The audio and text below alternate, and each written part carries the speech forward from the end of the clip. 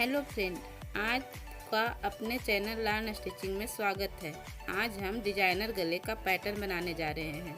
इसे बकरम या pastry paper पर रख कर आसानी से सूट, ब्लाउज, कुर्ती के गले पर डिजाइन बना सकते हैं।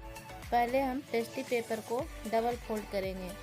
उसके बाद गले की लंबाई और चौड़ाई देते हुए निशान लगाएंगे।